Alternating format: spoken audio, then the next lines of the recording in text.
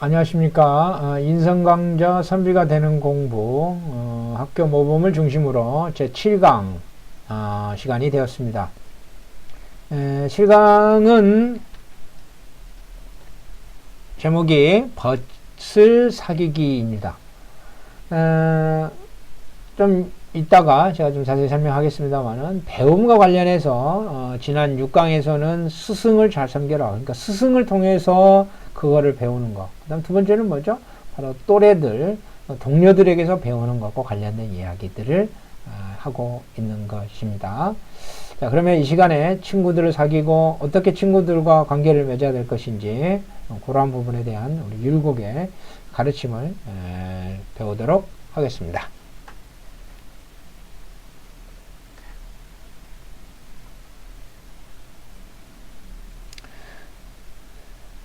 지난 시간에는 스승을 잘 섬겨라 라는 거였죠. 왜냐하면 배운다고 한다면 배움을 주는 가장 큰 것이 바로 스승이니까요. 자, 그러면 이제 스승에서 배우고 그 다음에는 자 이제 이렇게 왜 벗을 사귀는 걸 주의해야 되느냐 율곡이 다 이야기했어요.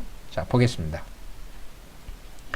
여덟째는 잠깐 이걸 바꿔서 할까요? 한번 이걸로 해서 자, 여덟째는 뭐냐 벗을 택하는 거니 도를 전해받고 의혹을 해결하는 것은 여기 보죠. 여기서 스승에게 입더라도 그러니까 앞에서 스승에게서 배움을 이제 잘 섬겨라. 그건 뭐냐면 스승을에게 가르침 받는 거죠. 그리고 나면은 이제 그것 배운 내용들을 가지고 서로 갈고 닦아 인을 돕는 것은 실로 버택에 힘있는 것이다 라고 하는 거죠. 그러니까 가르침에서 스승을 배운 가르침을 가지고서 이제 친구도 같이 연마한다 라는 것을 이야기합니다.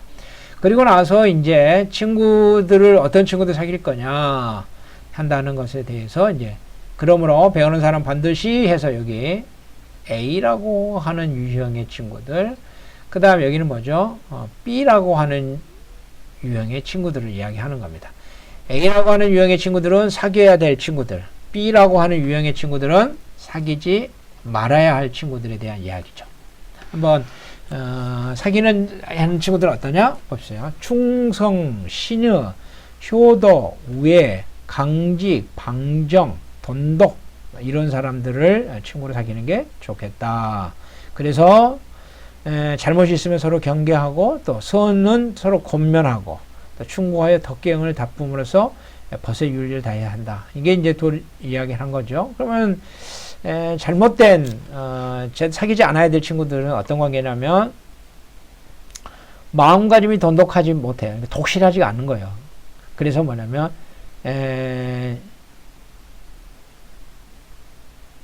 어떤 절제가 엄하지가 않다는 말이에요. 마음대로 한다는 말이죠. 그 다음에 또 떠들고 다니고 또 노는 것만 좋아한다든지 그 다음에 말과 기운만 숭상하는 것, 그러니까 내실이 없는 사람들, 이런 사람들은 친구를 사귀지 말아라 라고 이야기를 하는 겁니다.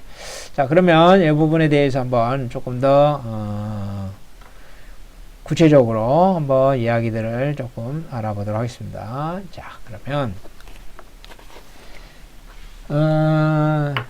제가 여기서부터 한번 친구와 관련되니까 가르침과 관련된 이야기를 하나 좀 꺼집어 보겠습니다. 그 논어에 보면요 이런 말이 있어요. 세 사람이 길을 가면 반드시 스승이 있다, 이런 말이 있단 말이죠. 그러면 제가 질문을 드렸더니 아니 왜 3명은 되고 그러면 4명은 안 되냐, 5명은 많으면 많을수록 배울 수 있는 게 많은데 왜 논어에서는 꼭 3명만을 들어서 이야기를 했을까? 한번 문제를 한번 삼아볼 수 있죠? 네. 근데 이제 논어의 공자가 이렇게 말하거든요. 논어에 보면 세 사람이 갈 때에 반드시 내 스승이 있다. 그리고 나서 어진 것을 가리어 줬고 어질지 아니한 것을 고쳐야 한다. 이렇게. 이게 3명이 나온 이유는 나름대로 이유가 있어요. 3명 중에서 나를 빼면 몇 명이 되죠? 그럼 2명이 남죠. 근데 이 2명은 뭐예요? 서로 상반되는 모습을 대표한다는 말이죠. 그러니까 한 명이 어질다면 다른 한 명은 어질지 않다. 한 명이 지혜롭다면 다른 한 명은 지혜롭지 못하다라는 거죠. 그래서 3명을 든 거예요. 그러니까 4명이 됐든 5명이 됐든 이 기준으로 나눌 수가 있게 되는 거죠. 그래서 공자가 3명이라고 말한 겁니다. 이거는 일종의 원리를 설명해내기 위한 예화라고 할 수 있는 거죠. 자, 그러면 교사할 때 이런 말이 있어요. 반면교사. 다른 사람이나 사물에 부정적인 측면에서 가르침을 얻는다는 뜻이죠. 그래서 어떤 일을 반면교사 삼아서 다시는 실수하지 말아라. 민수는 무책임한 병태를 반면교사 삼아 약속을 지키려고 노력했다. 이런 식으로 하면서 잘못된 행동을 보면 반면교사로 삼아서 그것을 하지 않으려고 하는 거죠. 그러면 한번 질문을 해보겠습니다. 반면교사의 반대말은 뭡니까? 다른 사람이나 사물의 긍정적인 측면에서 가르침을 얻는다라는 뜻 이거요. 뭐라고 볼까요? 바로 반면이 아닌 정면교사 이렇게 되는 거죠. 그러면 다시 요걸 가지고서 이야기를 한번 풀어보면 이렇게 되죠. 3사람이 길을 갑니다. 나는 가운데 있고요. 한쪽에는 누가 있죠? 양쪽엔 2명이 있는데 한쪽은 반면교사, 다른 한쪽은 정면교사 이렇게 되는 거죠. 그래, 반면교사를 보고는 반대로 하는 것이고 정면교사를 보고는 따라하려고 하는 것이죠. 3사람이 가는데 반드시 스승이 있다 이 말인 거예요. 부정적인 측면도 스승이 되고 긍정적인 측면도 스승이 될 수 있다. 세상 모든 일은 다 배울 것이 있다. 이런 의미도 되는 거예요. 여기서 지금 친구를 사귀는 것과 관련해서 이야기하는 거죠. 그러니까 3명이 간다고 그럴 때 내 친구들인데 모두 내 친구들이 될 수 있다. 부정적인 측면에서도 친구가 되고 부정적인 측면에서의 친구를 통해서는 그걸 하지 않으려고 하는 모습. 긍정적인 부분에 있어서는 이걸 통해서 이제 적극적으로 자기 걸로 만들려고 하는 거죠. 그래서 공자가 순임금이 지혜로운 분이라고 하면서요. 중용에서 뭐라고 그러냐면 묻기를 좋아하고 평범한 말을 살피기를 좋아했다. 이렇게 이야기한단 말이죠.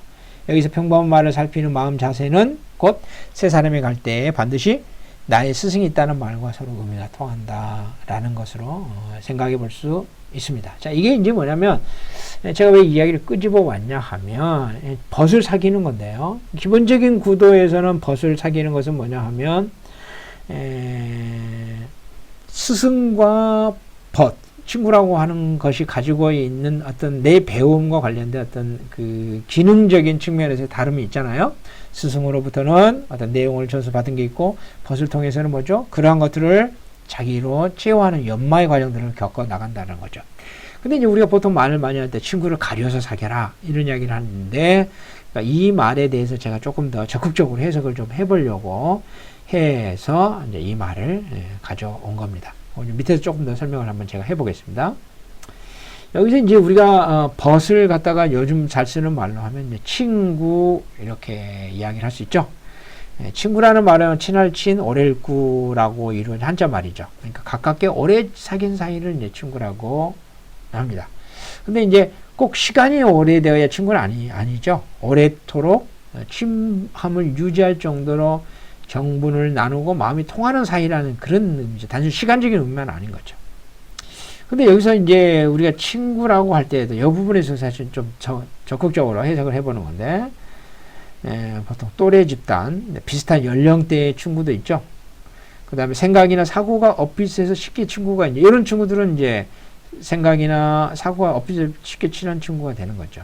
고향 친구, 또 어릴 적 중마고, 또 이런 친구들은 뭐 추억을 공유하니까 오랜 세월이 지난 후에도 여전히 반가운 그런 친구들 있잖아요. 그다음에 이제 직장 동료 또 이런 분들 이런 관계도 업무를 통해서 서로 정분과 친함을 나누게 되잖아요. 그래서 경쟁 사회에서 서로 보이지 않는 암투를 벌이기도 하지만 공통의 화제가 있잖아요. 그래서 그러한 부분들을 통해서 또 이제 직장 동료 같은 경우는 또 업무를 통해서 서로 간의 친함을 이제 또 이렇게 이루어지잖아요. 또 이제 망년지우라든지 나이를 지은 친구라든지 뭐 이런 등등등등 친구라고 하는 것은 다양하다라고 하는 부분을 또 제가 설명을 좀 한 거죠. 그래서 친구라고 하는 건 시간적인 측면이 아니라 어떤 정분을 서로 간의 친함을 유지할 수 있는 어떤 마음에 서로 간에 이렇게 교분, 또 정분 이런 것들이 있겠죠. 그 다음에 또 친구가 된다고 하는 것도 단순히 연령대 또 여러 가지 부분에 국한되지 않고 다양한 부류의 친구들이 있을 수 있다 라고 하는 부분들을 또 설명을 했습니다. 근데 이제 왜 이렇게 자꾸 이야기를 하냐면, 여기 보면 율곡이 뭐라고 이야기를 하냐면, 여기 보세요. 어디죠? 여기서 벗을 택함이니, 이렇게. 택함이라고 하는 건 뭐예요? 서로 선택하라는 거예요. 선택하라는 거예요. 그러니까 어떤 친구는 사귀고 어떤 친구는 사귀지 말아라. 근데 여기서 말하는 1에서 나오는 친구와 2로 구별하는 친구를 구별해서 사귀지 말아라. 근데 아까 세 사람이 가면 스승이 있다라고 그럴 때 반면 2는 반면교사가 되잖아요. 2의 측면들은 반면교사적인 측면을 보여주잖아요. 1이라고 하는 측면은 정면교사의 이야기를 되는 거고, 그러니까 논에서 이야기하는 3인행에 세 사람이 가는데 반드시 스승이 있다라고 본다면 1도 친구가 되고 2도 친구가 될 수 있죠. 그 논어의 맥락에서 이야기를 할 수 있는 거예요. 근데 이제 율곡 맥락에서는 우리가 사귈 때 어떻게 사귀어야 되느냐, 또 다른 각도에서 이야기를 이제 한 거죠.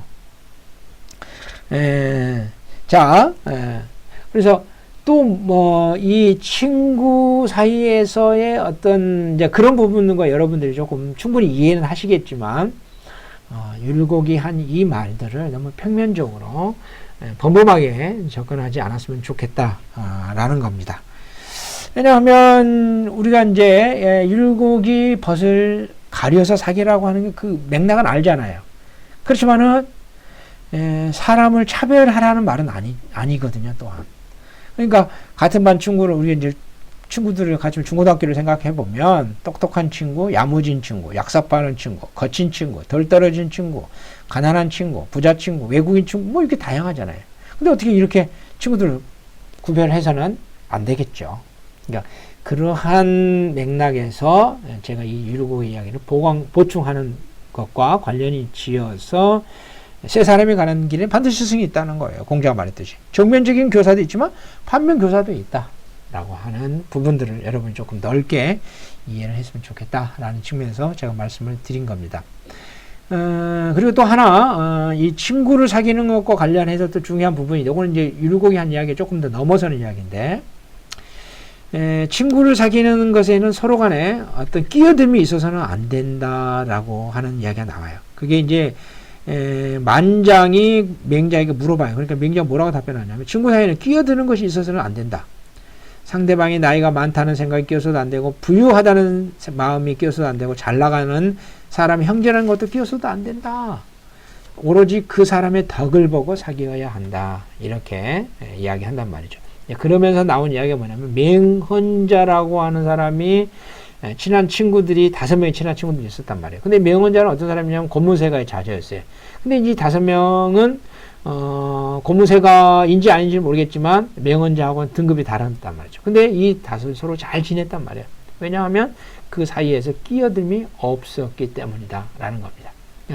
여기서는 뭐냐면 벗을 사귀는 것에 대해서 율곡이 이야기하는 요 그런 각도가 있죠. 그건 제가 뒤에서 다시 이야기하겠습니다만은, 그런 각도에서 이제 사람들 사귀는 거를 구별하라는 것이고, 제가 지금 여기서 보충해서 이야기하는 건 친구를 사귀는 데 있어서는 같은 한 반에 친구들이 있단 말이에요. 그랬을 때 다양한 부류의 친구들, 이런 것일 때 어떻게 사귈 거냐? 그러면 논어에서 공자가 이야기하듯이 3명이 가면 반드시 친구가 있다. 그러니까 스승이 있다. 그래서 반면교사, 정면교사, 이런 이야기를 또 제가 해줬고, 그 다음에 맹자의 맹헌자라고 하는 사람이 굉장히 곤문세가의 자제인데, 이 다른 5명의 친구들하고 서로 간의 관계를 맺었단 말이에요. 굉장히 허물없이 지냈어요. 근데 이 친구들이 사귀게 된 것이 뭐였냐면, 맹헌자 스스로는 자신이 부유하고 권세 있는 사람이라는 생각이 없이 친구를 대했고, 또 친구들도 마찬가지로 뭐냐면 맹언자가 부유하고 권세 있는 집안의 자제를 의식하지 않았단 말이에요. 서로 간에. 그래서 이러한 부분들과 했기 때문에 친구가 됐다. 이러한 부분들을 제가 또 말씀을 조금 드려봅니다. 그래서 이제 그러면 율곡이 말하는 맥락의 이 부분들을 우리가 어떻게 이제 이해를 할 거냐, 이제 이런 건데요. 저는 이걸 갖다가 이제 동지라고 하는 부분으로 이제 한번 풀어보고 싶습니다. 동지라고 하는 말이 뭐냐 하면 같을 동 뜻지 이런 말이에요. 그러니까 뜻을 같이 하는 사람, 일제 식민지배 하에서 독립을 위해 목숨을 내놓았던 독립군들이 서로 뭐라고 불렀어요? 동지라고 불렀다 이거예요. 이런 맥락에서의 친구, 벗을 이야기하는 거죠. 율곡이 박힌 학문의 목표는 뭐죠? 성인이 되는 거예요. 그 공자가 말한 어질인 인자가 되는 것이죠. 그래서 친구는 서로 인자가 되도록 돕는 사람들입니다. 중자가 뭐라고 했냐면 군자는 학문으로서 벗을 모으고 벗으로서 인을 돕는다. 여기서 인을 돕는 것은 실로 벗에 힘입는 것이다. 이게 바로 뭐냐면 증자의 말을 가져온 거예요. 그러니까 여기서 벗을 사귄다라고 할 때는 뭐냐면 바로 동지, 뜻을 함께 하는 친구와 관련되어 있는 의미인 거예요. 그래서 친구는 동일한 목표를 공유한 도반이고, 도반이란 말도 조금 어렵긴 하지만 많이 쓰는 용어입니다. 동지라는 거예요. 그러니까 성인이 되겠다는. 율곡은 이런 종류의 이제 친구를 말한 거죠. 목표를 공유하고 그 목표를 달성하기 위해 노력을 아끼지 않는 사람들. 그래서 만약 목표가 다르거나 목표를 달성하기 위해 노력하지 않는다면 가까이 하기 어렵게 된다는 거예요. 왜냐하면 동지라고 한다면. 비록 동네 친구, 중마고, 직장 동료, 망령지우처럼 가깝고 반갑고 친한 사이라고 할지라도 동지는 아닌 거죠. 분명하죠. 그 부분을 가지고서 이 율곡이 이런 맥락에서 가림, 서로 간의 구별함에 대해서 이야기를 하고 있다라는 것을 우리가 한번 이야기해 봅니다. 그 다음에 이제 이건 또 다른 각도에서 이야기한 건데, 그 친구를 사귀는 것과 관련해서 내가 친구를 제대로 사귀느냐 사귀지 못하느냐라는 것과 관련된 유유상종이라는 말이 있잖아요. 이 부분과 관련된 맹자에 아주 좋은 이야기 하나 나와서 제가 소개를 조금 하도록 하겠습니다. 그 맹자 이야기인데요. 맹자에 보면 정나라에서 위나라를 공격을 했어요. 근데 이제 누가 이제 거기에 이제 나갔냐면 자탕유자라고 하는 사람이 활을 제일 잘 쏜 사람이에요. 그래서 이제 자탕유자라는 사람을 시켜가지고 위나라를 공격하게 했어요. 그러니까 이제 위나라에서는 누구를 또 이제 내보내가지고 자탕유자를 맞섰냐면 유공지사라고 하는 사람을 이제 맞섰어요. 그러니까 전쟁이 이제, 그러면 정나라에서는 자탕유자, 위나라에서는 유공지사 이렇게 해서 이제 전쟁을 하게 된 거죠. 그런데 하필이면 이때 싸움을 막 붙이려고 할 때 자탕유자가 병이 나가지고 활을 쏘게 없게 되는 거예요. 근데 이제 위나라에서 유공지사 활을 잘 쏘는 사람이거든요. 그러니까 이제 나는 이제 끊임없이 죽겠다. 이제 그러는 과정에서 이제 말을 타고 이제 오는데, 이제 이 자탕유자를 이제 쫓아오는 말이 마차가 있었던 거죠. 근데 거기 누가 타고 오는지 몰랐는데, 마부한테 물어봐요. 나를 뒤쫓은 자가 누구냐? 그러니까 이제 바로 그 위나라에서 그 출정했던 바로 유공지사다. 이렇게 이야기한 거죠. 근데 유공지사가 말을 잘 쏜단 말이죠. 근데 이제 그 이야기 듣고 나서 자탕유자가 얼굴 수심이 가시면서 나는 살았다 이렇게 이야기하는 거예요. 근데 이제 그 마부가 의심이 들지 않을 수가 없잖아요. 왜냐하면 유공지사야말로 바로 위나라에서 활을 잘 쏘는 사람인데, 자탕유자는 병이나 활을 쏠 수도 없는데 어떻게 살았다고 그렇게 말을 하냐 이 말이죠. 그러니까 자탕유자가 뭐라고 이야기하냐면, 유공지사는 활을 누구한테 배웠냐면 윤공지타한테 활 쏘기를 배웠는데 바로 이 윤공지타가 나한테 활을 배웠단 말이에요. 근데 내가 활 쏘기를 가르쳐준 윤공지타는 굉장히 단정한 사람이에요. 그러니까 그가 가르친 사람도 틀림없이 단정한 사람일 거다라는 거죠. 자, 이제 이렇게 이야기하고 나서 이제 스토리가 좀 전개가 됩니다. 그리고 나서 이제 잠시 후에 이제 유공지사가 쫓아왔는데 자탕유자 활을 쏴야 되는데 활을 쏘지를 않는 거야. 그러니까 근처까지 와가지고 물어봐. 선생은 어째서 활을 잡지 않느냐라고 물어보니까 내가 병이 나가지고 오늘 활을 쏠 수 없다. 이렇게 이야기한 거야. 그러니까 이제 윤공지사가 말하는 거예요. 내가 윤공지타한테 활 쏘기를 배웠고 윤공지타는 바로 선생한테 활 쏘기를 배웠는데 내가 차마 선생의 도리로서 도리어 선생을 해줄 수가 없다. 이렇게 이야기하고는, 그렇지만은 오늘 일은 내가 여기 나온 것은 임금의 명령이니까 활을 또 안 쏠 수는 없다. 그리고는 이제 화살촉을 두드려서 화살촉을 빼버려요. 그리고 나서 네 발을 쏜 뒤에 이렇게 돌아갔다. 라고 하는 이야기가 맹자에 나오는 이야기거든요. 그러니까 이제 이 이야기를 읽어보면 어떤 친구를 사귄 것에 있어서의 어떤 그 같이 어울리는 것들에 대한 이야기들이 잘 나오죠. 그러니까 우리가 잘 쓰는 말로 뭐예요? 난초를 가까이 하면 난초의 향기가 몸에 밴다. 먹물을 가까이 놀다 보면 가지고 놀다 보면 옷에 먹물이 묻기 쉽다. 뭐 이런 거죠. 붉은 먹물을 가까이 하면 붉은 먹물이 묻고 검은 먹물을 가까이 하면 검은 먹물을 묻게 된다. 그러니까 누구를 가까이 사귀는지가 중요하다라고 하는 이야기를 하는 거죠. 아까 이제 동지라고 했을 때에 왜 동지로서 이렇게 서로 가릴 수밖에 없느냐라는 이야기 한 거고, 또 그 누구를 사귀느냐에 따라서 거기에서 받게 되는 영향들에 대한 이야기를 이제 제가 이야기한 거죠. 노너의 이야기를 조금 가져가서 이야기 좀 해볼까요? 여기서 친구를 사귀는 사람과 충성, 신의, 효도와 우애, 강직, 방정 뭐 이런 사람들을 사귀라고 그랬잖아요. 그럼 노너의 유명한 이야기가 나오죠. 유익한 것 세 종류, 손해가 되는 것 몇 종류? 세 종류가 나와요. 그럼 유익한 종류는 뭐죠? 처음에 곱고 정직한 사람, 두 번째 성실한 사람, 그 다음 뭐요? 보고 들은 것이 많은 박식한 사람. 이게 이제 도움이 되는 친구. 그러니까 도움이 되는 것은 이런 사람을 사귀어라 이런 말이죠. 그 다음에 이제 손해가 되는 친구들이 있어요. 어떤 사람이냐면 편벽된 사람, 또 유순하기만 한 사람, 말만 잘하는 사람. 얘기죠. 말만 잘한다. 사실 이제 율곡이 구체적으로 밝히지 않았습니다만은 노노에서 나오는 이러한 이야기들을 버무려서 이렇게 사귀지 말아야 할 사람들에 대해서 이렇게 이야기를 하게 된 거죠. 자, 그러면 이 부분을 조금 제가 설명을 한번 해보도록 하겠습니다. 곱고 정직한 사람. 여기서 이제 여기 나왔잖아요. 그건 뭐냐면 나의 잘못을 지적하고 시정할 수 있도록 도와주잖아요. 그 여기 이제 사귀어서 잘못이 있으면 서로 경계하고 선행을 공고해준다 이 말이죠. 친한 친구 사이라도 상대방의 잘못을 지적하고 고치도록 충고하는 일은 쉽지 않죠. 충고를 듣는 친구가 또 기분이 언짢을 수도 있기 때문이죠. 그렇지만 잘못은 고쳐야 하고 변화하고 발전하기 위해서 반드시 필요한 거예요. 그래서 충고를 해줄 수 있는 친구는 참으로 필요한 거예요. 그래서 좋은 약은 입에는 쓰지만 몸에는 좋다는 그런 말 그대로 이런 거 의미입니다. 그래서 손으로 권면하는 것이야말로 친구 간의 도리라고 명자가 말했어요. 그러니까 여기서 손으로서 권면하다 이런 표현들도 사실 명제에 나오는 이야기들 또 노노에 나오는 이야기들을 율곡이 다듬어가지고 이렇게 표현을 한 겁니다. 그 다음에 이제 성실한 친구라고 하는 건 뭐냐 하면 나를 분발시키죠. 어떤 일을 할 적에 최선을 다하는 모습을 보면서 나도 저렇게 해야지 하고 다짐하게 되는 거예요.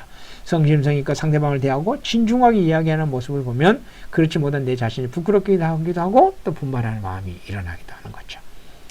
그 다음에 박식한 친구는 어떻죠? 좋은 안내자잖아요. 예를 들면 수학 문제를 못 풀어서 쩔쩔맬 때 친구가 가르쳐준 풀이법은 아주 시원한 그런 느낌이죠. 제가 중학교 3학년 때 그런 친구가 있었어요. 그 옆에 앉은 친구가 공부를 굉장히 잘했어요. 수학을 굉장히 잘했어요. 근데 이제 그 옆에 앉은 친구는 사실 머리는 좋은데 별로 공부에는 관심이 없었거든요. 근데 이 친구가 둘이 앉아가지고는 수학을 풀더니 나중에는 고등학교 가서 더 열심히 하고 대학교 때는 아주 좋은 대학으로 명문대학으로 그렇게 기억이 제가 알고 있습니다. 그래서 제가 대학교 와서 만났거든요. 그래서 참 제가 가끔 이야기를 해요. 이렇게 친구들 해서 그런 경우들이 있다라는 거죠. 박식한 친구들 또 이런 이야기들이 됐죠. 자, 그러면 반대로 사귀지 말아야 될 친구와 관련된 공자가 이야기했던 해가 되는 친구들 한번 볼까요? 편벽된 사람은 뭐예요? 많이 알고는 있지만 시각이 한쪽으로 편향되어서 전체를 조망하지 못하는 사람이에요. 편견을 가지고 있으면요, 그 지식이 도리어 편견을 더 견고하게 할 뿐이에요. 참 이거 무섭습니다. 근데 핑계 없는 무덤이 없다는 말을 했을 때 이런 말을 쓸 수도 있겠죠. 이제 그렇게 제가 말을 합니다. 그 다음에 유순한 사람은 어때요? 좋죠. 왜냐하면 상대방 이야기를 들어주고 감사하는 데 유리하죠. 그렇지만요, 부드럽기만 하면은 어떤 올바른 방향을 놓칠 수가 있는 거예요. 그러니까 친구 사이는 어떠냐면 물론 고민을 들어주는 사이도 있지만 선을 권면해야 하는 도리가 있어요. 아까 맹자가 이야기했던 그런 거잖아요. 그러니까 상대방이 불쾌할 것을 감수해야 됩니다. 근데 유순하기만 한 사람은 잘못을 분명하게 지적하지 못하기 때문에 당장은 좋게 넘어가지만은 결국에는 둘 다 잘못된 길에서 헤매게 될 수가 있단 말이에요. 이런 부분들이 참 어렵긴 하지만 다 옛날 어른들, 성인들이 이렇게 말을 해놓은 이유가 있는 겁니다. 그 다음에 말을 잘하는 사람, 이게 그냥 나쁜 것만 아니에요. 상대방의 의중을 잘 간파해서 위안이 되는 말을 할 수 있잖아요. 그런데 말을 앞세우고 말만 잘하는 사람은 말과 행동이 일치하지 않는 경우가 있게 됐죠. 그래서 성실함이 부족해서 결국 공허하게 된 이런 문제를 일으키게 된다라는 것입니다. 그래서 이제 율곡의 말을 한번 다시 한번 우리 생각해 보자 이겁니다. 그러니까 누구를 사귀라고 그랬습니다. 충성과 신의, 효도와 우애, 강직하고 방정, 돈독한 선비를 사귀라. 또 잘못이 있으면 서로 경계하고 선행으로서 서로 권하고 충고해라. 그리하여 덕행을 쌓아. 이것이 벗의 윤리를 다하는 것이다. 이렇게 이야기를 했잖아요. 그리고 또 어떤 유형의 사람을 사귀지 말라고 그랬죠?